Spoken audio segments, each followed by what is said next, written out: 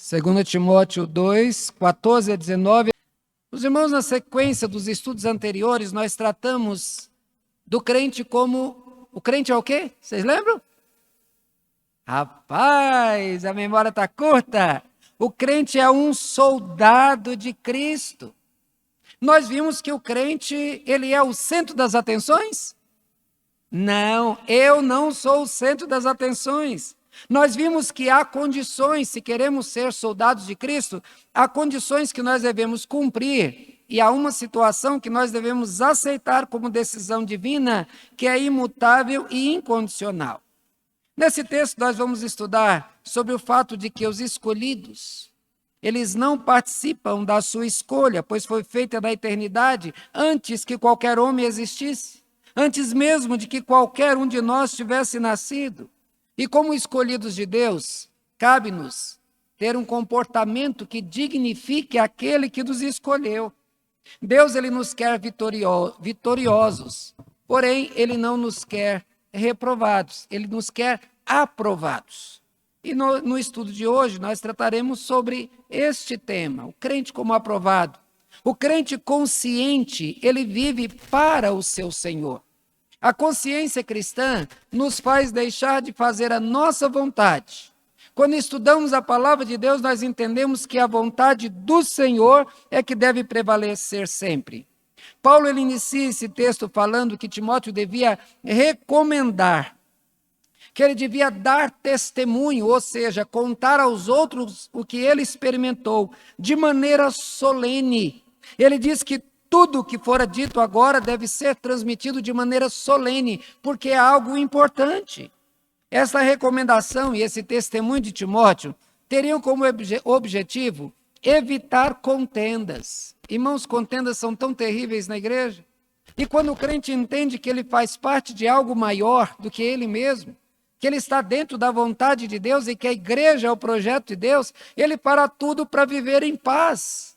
Ele não vai querer nunca ser o motivo de contendas. Contendas não trazem nada positivo, não trazem nada de bom para a igreja, pelo contrário, traz prejuízos enormes e causa a subversão dos crentes. Os crentes teriam de saber quem são no projeto de Deus, soldados de Cristo.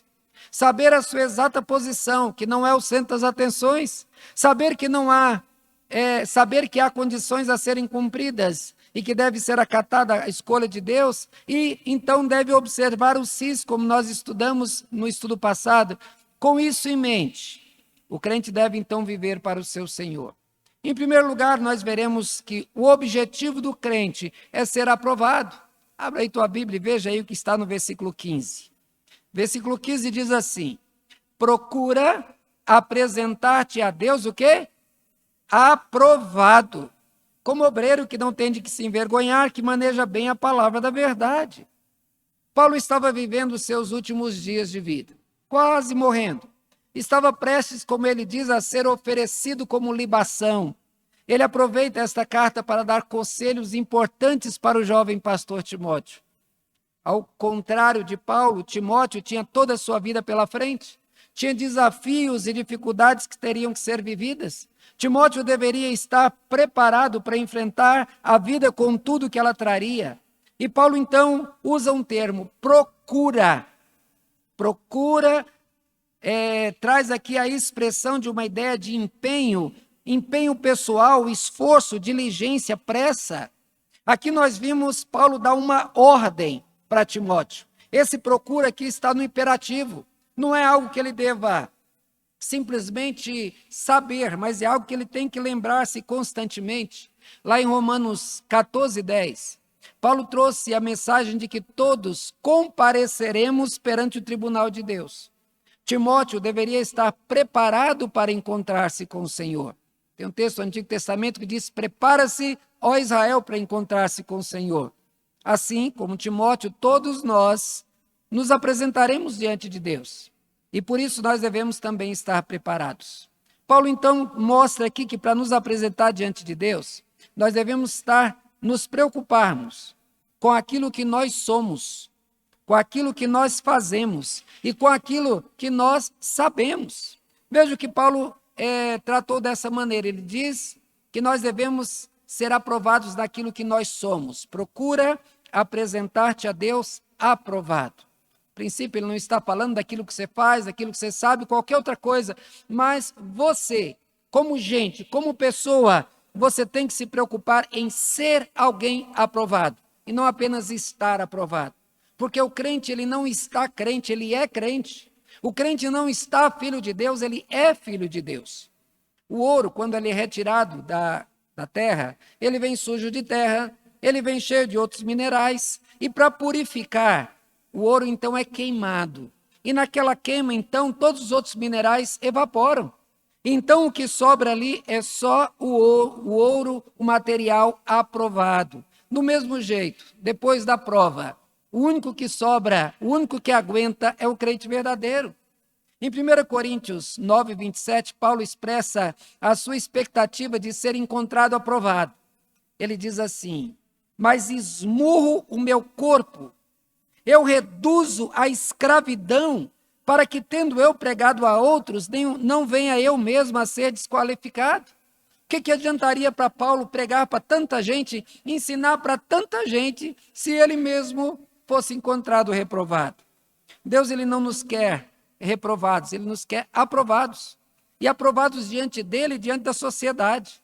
Devemos ser exemplos em todo o nosso tempo, e não apenas quando estamos sob o olhar vigilante das pessoas. Nós, na maioria das vezes, mostramos quem somos quando nós estamos sozinhos. Nós somos quem somos quando nós estamos no escuro, distante dos olhos dos outros. Temos que nos cuidar para que continuemos aprovados em todos os momentos da nossa vida e em todos os lugares onde nós estivermos. Mas nós devemos ser aprovados também naquilo que nós fazemos. Procura apresentar-te a Deus como obreiro de que não tem de que se envergonhar. Veja que Paulo temia que Timóteo se envergonhasse do Evangelho. Ele afirma: eu não me envergonho do Evangelho. Assim como Paulo, Timóteo não poderia se envergonhar dele e teria de se esforçar e se empenhar para se apresentar como obreiro do Senhor, como alguém que trabalha para o Senhor, que não deve se envergonhar de maneira nenhuma. Deveria apresentar a sua tarefa sem se envergonhar. Como um empregado que se orgulha de ter feito um bom trabalho e pode se submeter ao seu empregador sem embaraços. Não é alguém que fica assim: meu Deus, o chefe vai ver, será que vai descobrir o que eu fiz de errado? Não. Por isso que estava aquilo que nós fazemos. Deve ser algo feito com todo cuidado, para que, se vier uma supervisão, a gente não fique com medo. Trata-se de apresentar-se às claras, como algo que não teve necessidade de ser feito escondido e que foi realizado à luz, diante dos olhos de todos. Algo que não tem de que se envergonhar. Assim, o que os crentes fazem deve ser motivo de alegria e não motivo de constrangimento. Mas você deve também ser aprovado naquilo que você sabe.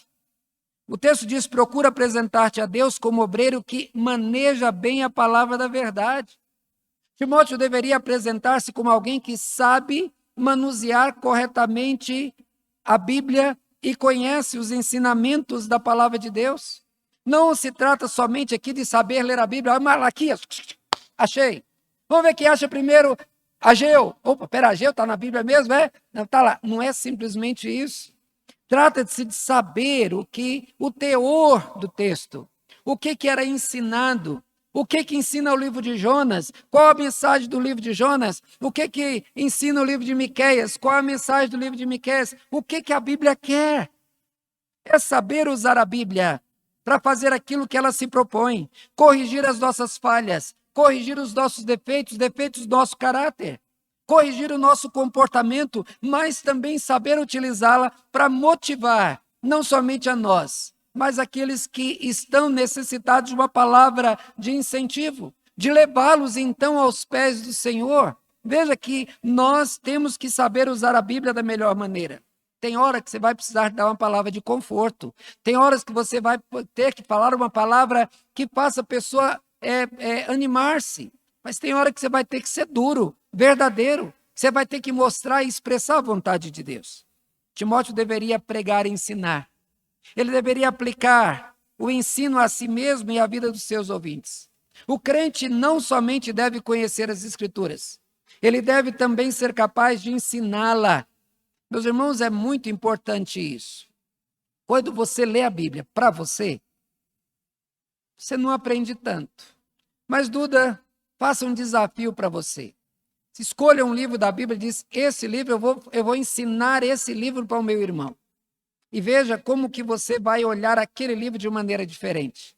O como você vai ver as dificuldades que aquele texto apresenta e como você vai ter que procurar a melhor maneira de apresentá-lo. O crente tem que ser capaz de ensinar a Bíblia a quem não conhece a Bíblia. Uma vez eu estava falando com meu sogro, e aí falava de Paulo, e explicava, e falava para ele, e eu estou achando que ele está entendendo tudo. Aí no final ele diz assim, Silas, quem que é Paulo? Antes de saber, de falar para as pessoas, a gente tem que saber o nível do conhecimento das pessoas. Por isso que nós devemos conhecer a Bíblia para saber aplicá-la às demais pessoas. Porque na maioria das vezes ele não tem que explicar quem é quem, mas às vezes é necessário. Qual é o manuseio vergonhoso da palavra? Vergonhoso é negligenciá-la, é tratar a palavra com superficialidade, é ignorar os seus desafios, é fazê-la falar o que nós queremos ouvir, é usá-la para o engano dos outros. Olha, esse deve ser a preocupação de todos os crentes conscientes dos seus privilégios, mas também da seriedade que é ser um representante de Cristo, pois deve sempre apresentar-se diante de todos aprovados. Mas, meus irmãos, em segundo lugar, nós veremos o cuidado que devemos ter com o que nós falamos e com o que nós ouvimos. Lá hoje se vê mensagens variadas. Se você quiser saber de tudo, é só na internet lá e você perguntar e você vê a resposta. Você quer saber a respeito de planta? Tem, de animal tem, de bicho tem, de gente tem, tudo está lá. Mas se você quiser ouvir mensagens bíblicas, assim, de heresia, está um monte. O versículo 16 a 18 diz, evita igualmente os falatórios inúteis e profanos, pois os que deles usam passarão a impiedade ainda maior. Além disso, a linguagem deles corrói como câncer, entre os quais se incluem Himeneu e Fileto. Estes se desviaram da verdade, asseverando que a ressurreição já se realizou, e estão pervertendo a fé a alguns. Os irmãos, nós falamos muito da influência do mal dentro das nossas igrejas e do mal que ele pode provocar nas nossas vidas. Aí a gente para e analisa assim, mas na nossa igreja é uma igreja que toma muito cuidado em ensinar corretamente, sabemos quem prega, e dizemos então que com esse cuidado nós estaremos livres desses riscos, essas heresias nunca vão entrar na igreja. Mas como é que o mal entra nela? O mal ele tem feito muitos estragos por onde passa. Ele influencia através de arte, através da cultura, através de prazeres, dos desejos, da diversão, daquilo que nos é ensinado em programas de televisão, através de revistas, de jornais, da internet, de várias maneiras. O mal, ele é sutil. Ele procura as formas de chegar ao teu coração. O mal nos influencia pelos nossos sentidos, pelos nossos ouvidos, pelos nossos olhos. Nós somos levados pelo nosso paladar a querer um sabor diferente que pode nos levar ao mal. Paulo revelou a sua preocupação e antecipou o seu diagnóstico anos atrás. Ele demonstrou a sua preocupação com o que deixamos sair da nossa boca e com o que nós deixamos entrar pelos nossos ouvidos. Cuida da boca, cuida do ouvido que você vai estar, já é um bom cuidado aí para que você possa evitar o mal, para que você de fato seja aprovado. Podemos, sem perceber, nos tornar, sem a intenção, nos tornar instrumentos de Satanás. Você gostaria, Delcio, de ser instrumento de Satanás? Gostaria, dona Zilda, de se tornar instrumento de Satanás? Pois é. Pedro, ele se tornou um instrumento de Satanás. Pedro, o apóstolo. Pedro tentou dissuadir Jesus quando Jesus falou que iria morrer. Pedro tentou dissuadir Jesus. Não, o senhor não pode fazer isso. Essa era a missão de Jesus.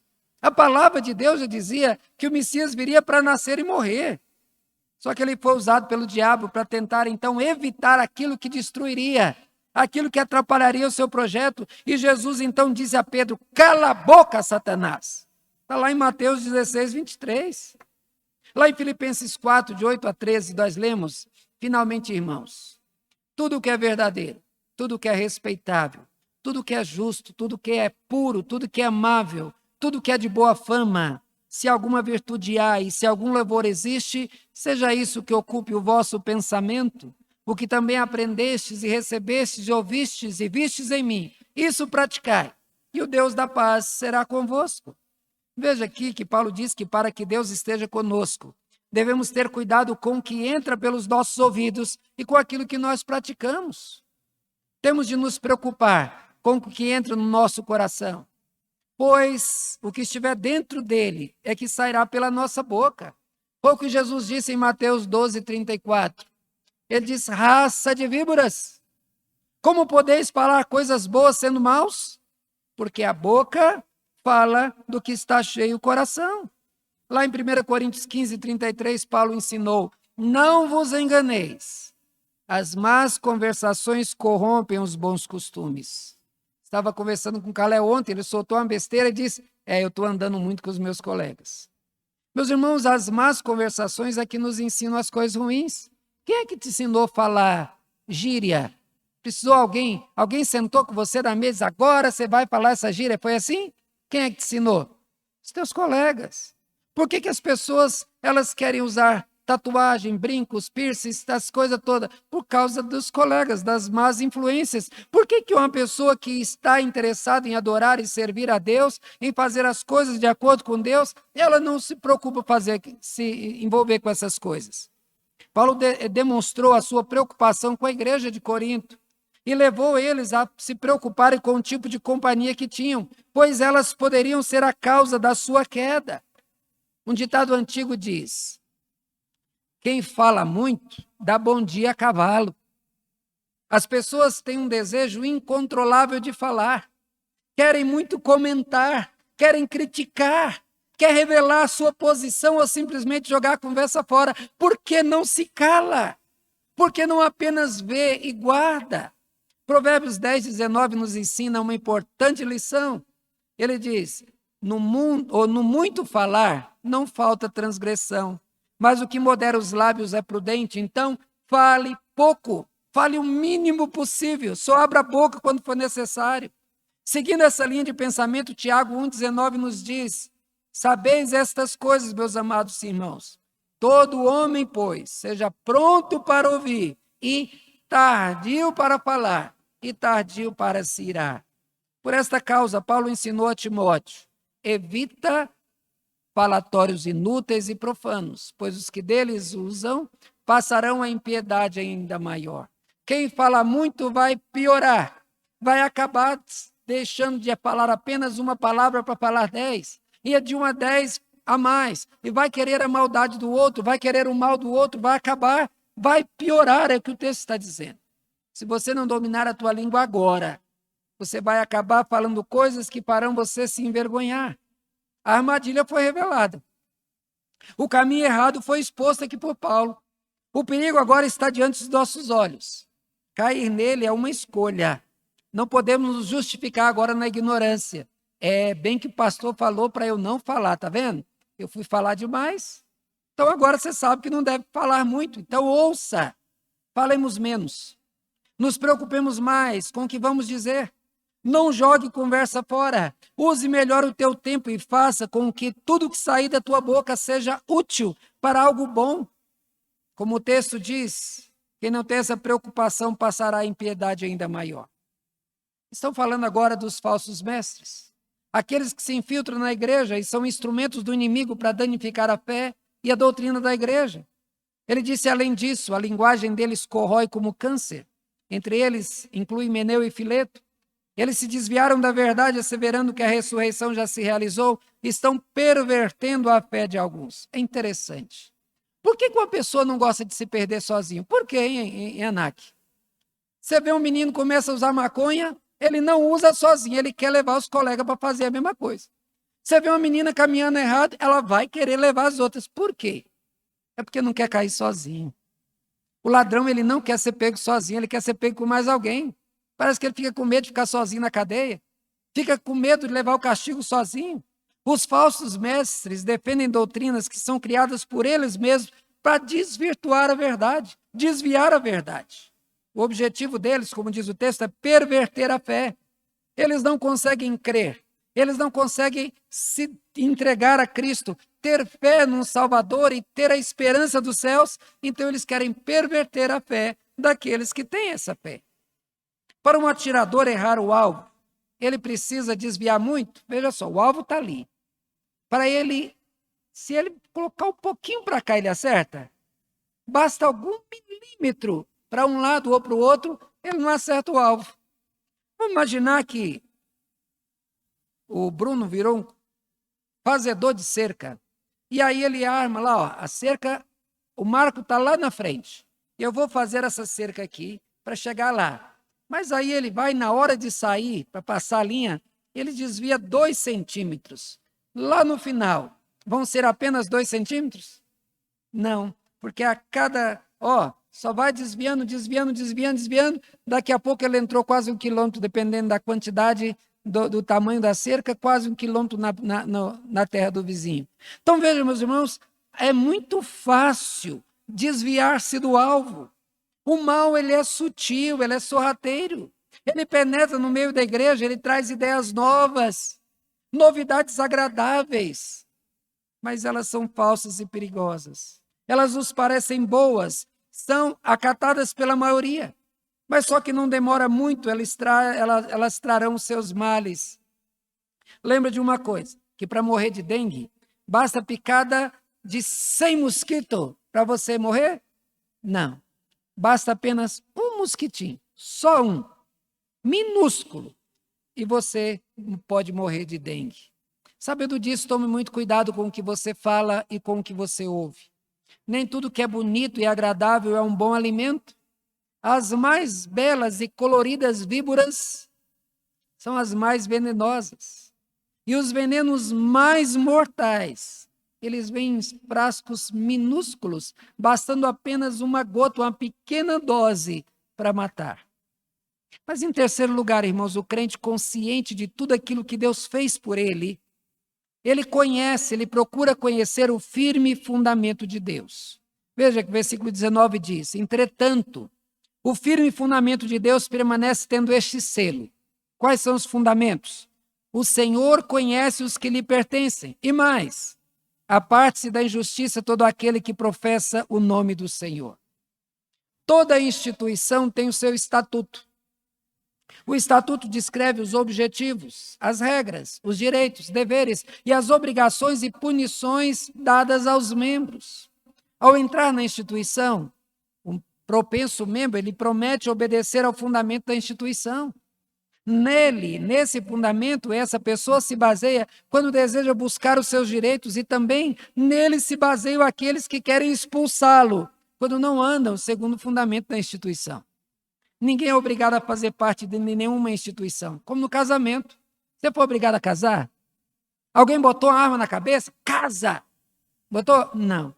Casamento é uma escolha, mas é uma instituição criada pelo próprio Deus. E aí, uma vez que você entra, você promete a Deus obedecer às regras dessa instituição, e você então terá que obedecê-las, caso contrário, vêm punições.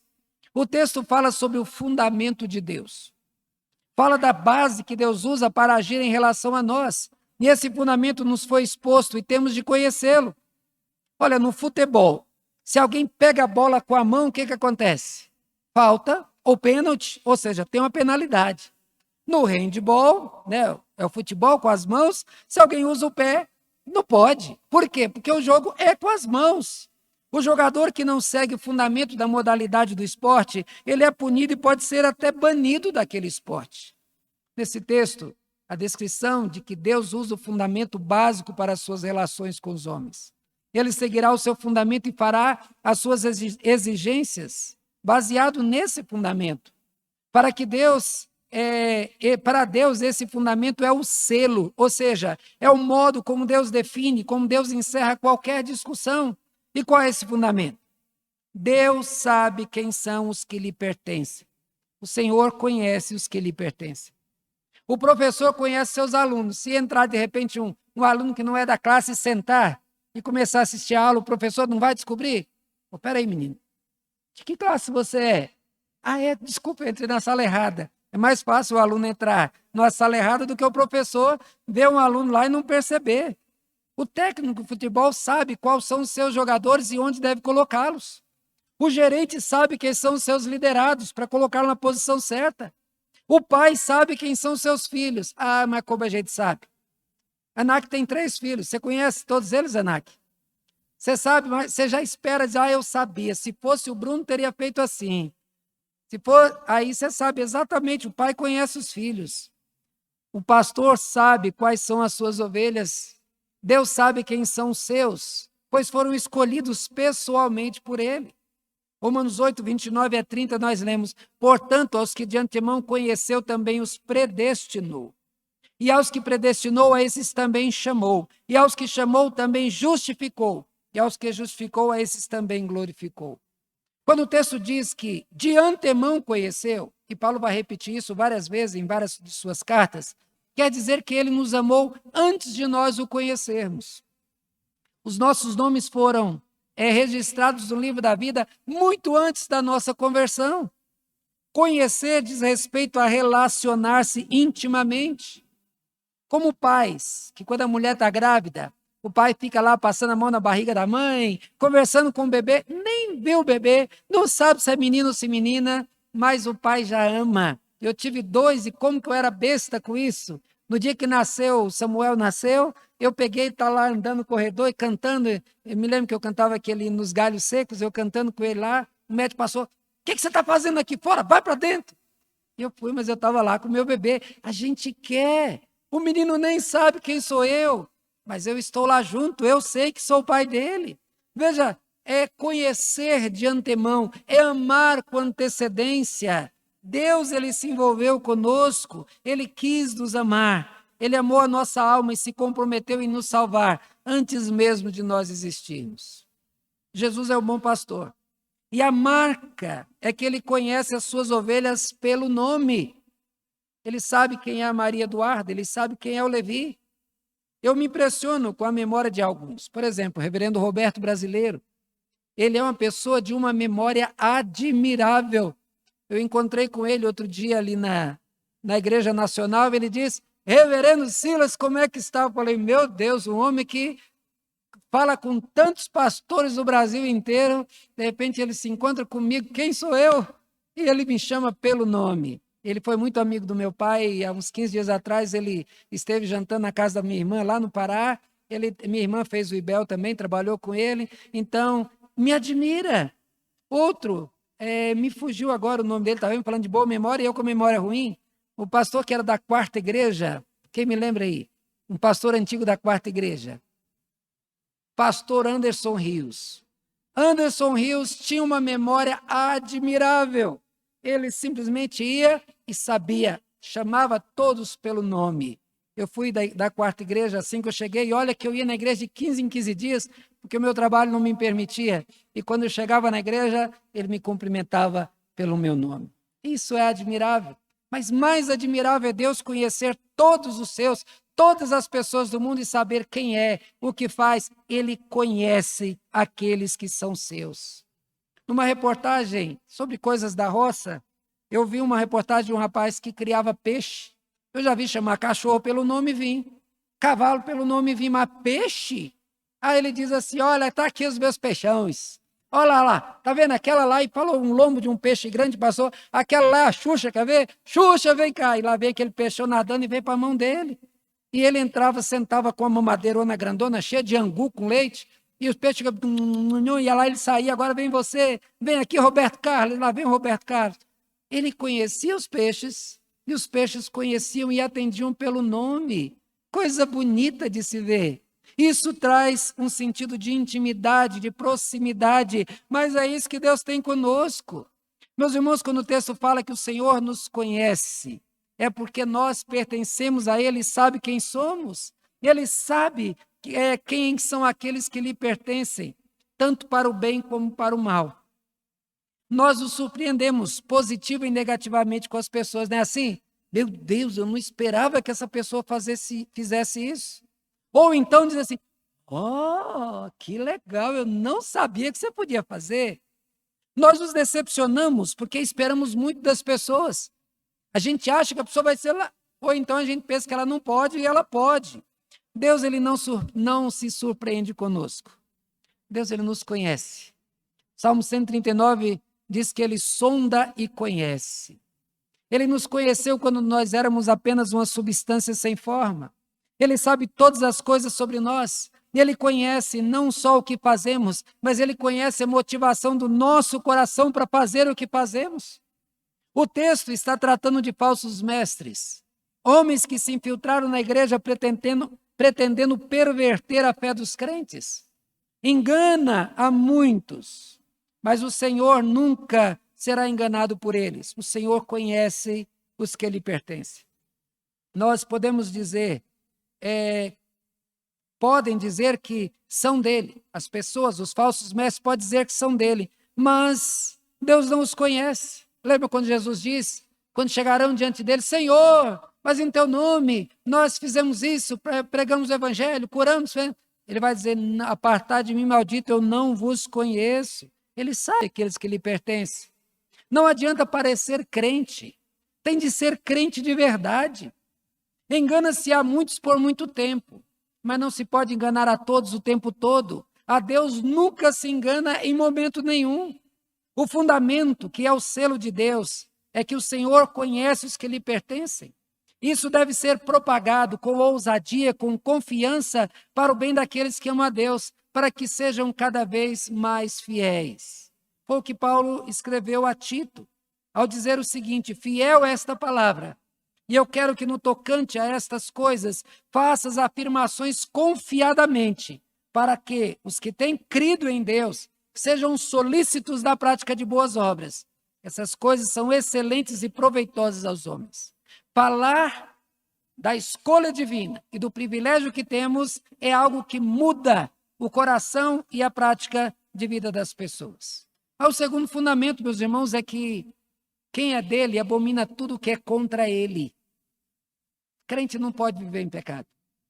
E o crente que é consciente do valor da sua vida e da sua salvação sabe disso. Então, quem é dele abomina tudo que é contra ele. O texto diz, aparte-se da injustiça todo aquele que professa o nome do Senhor. Nós estamos no mundo e nós não fomos tirados do mundo. Não é? A pessoa como seria bom, Eunice se converteu direto para o céu. Oh, maravilha. O Adelso se converteu, cadê o Adelso? Subiu para o céu. Pensou, mas como é que ficaria aqui na terra? Quem pregaria o evangelho para os outros? Quem poderia dizer para o pecador, Cristo salva, ele me salvou? Não tinha, porque o crente foi embora. Só que nós estamos no mundo. O mundo é contra Deus e contra nós. Nós temos de influenciar o mundo para salvá-los. Nós não sabemos quem Deus quer salvar. Temos que pregar a todos. Nós não podemos tomar a sua forma. É muito preocupante isso. Nós vimos as igrejas mais parecidas com o mundo do que com Cristo. Romanos 12, 1 e 2. Paulo lhe roga aos crentes que fujam da aparência, fujam da forma, fujam da influência do mundo e do mal, se é que querem experimentar a boa, perfeita e agradável vontade de Deus. Não será uma escolha fácil para quem ama o mundo. Deixar isso não é fácil, mas será uma escolha óbvia para aqueles que conheceram a Cristo. Na sua segunda carta, Pedro avisa a igreja que o juízo de Deus não tarda.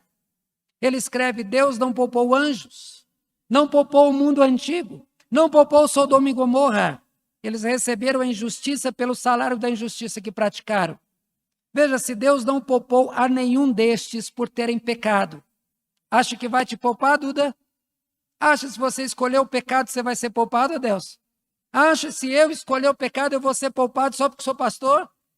O Salmo 1 já nos avisou enfaticamente, aparte-se dos infiéis. Paulo vai dizer que associação pode ter entre um crente e um não crente. Veja, meus irmãos, que nós sabemos que as más conversações, elas corrompem os bons costumes. Israel foi proibido de se misturar ao povo de Canaã e diz, eles vão ser uma cilada para vocês. Tiago avisa os crentes, infiéis, não compreendeis que a amizade do mundo é inimiga de Deus? Aquele, pois, que quiser ser amigo do mundo, constitui-se inimigo de Deus. Veja que não há como crentes agradarem a Deus vivendo igual ao mundo. Precisa ser diferente. É diferente, o coração é diferente, a direção é diferente. Tiago nos dá a receita para vencermos o mundo. Sujeitai-vos, portanto, a Deus. Resisti ao diabo e ele fugirá de vós. Chegai-vos a Deus e ele se chegará a vós outros. Purificai as mãos, pecadores, e vós que sois de ânimo dobre, limpai o coração. Afligi-vos, lamentai e chorai. Converta-se o vosso riso em pranto e a vossa alegria em tristeza. Humilhai-vos da presença do Senhor e ele vos exaltará. Olha, Jesus dirigiu as palavras a pecadores depois dele fazer alguns milagres, e essas palavras revelam que ele não aceita pecado. Ele disse: vá e não peques mais. Ele diz: não peques para que não te aconteça coisa pior. Pior do que ser coxo a vida inteira é ser mandado para o inferno. O verso 25 cobra da igreja que os infiéis sejam disciplinados, para que arrependam e retornem à sensatez.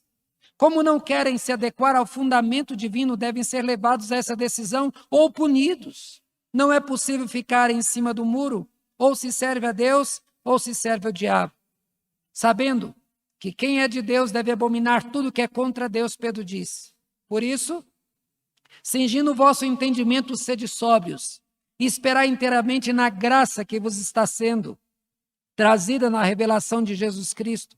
Como filhos da obediência, não vos amoldeis às paixões que tinhais anteriormente na vossa ignorância. Pelo contrário, segundo é santo aquele que vos chamou, tornai-vos santos também vós, em todo o vosso procedimento, porque escrito está: sede santos, porque eu sou santo. Os irmãos, nesse estudo tratamos sobre o tema: o crente consciente vive para o seu Senhor. O crente tem que ser aprovado. Vimos que o crente consciente precisa agir de modo diferente, seguro, firme. Vimos que o objetivo do crente é ser aprovado. O cuidado, mostrou também o cuidado que devemos ter com aquilo que nós falamos e com aquilo que nós ouvimos. O crente consciente, ele defende, ele vive sobre o firme fundamento de Deus. Tendo estudado esta carta até esse ponto, eu tenho a certeza que você não é mais um ignorante na fé. Você pode não saber tudo, você pode não saber todas as coisas, mas você já sabe o bastante para conhecer a seriedade que é ser um soldado de Cristo. Você já recebeu da palavra todos os direcionamentos e ensinamentos necessários para que você seja um crente consciente. Consciente de tudo que Deus fez para a tua salvação. Você já sabe o quanto Ele investiu em você. O quanto a tua salvação foi cara para Ele. Assim, como tudo isso em mente, não te permitas viver de modo a envergonhar aquele que tanto investiu em ti. Viva de modo a agradar e a dignificar aquele que tanto te amou. Seja sempre, preocupa-te sempre em ser um crente aprovado. Amém?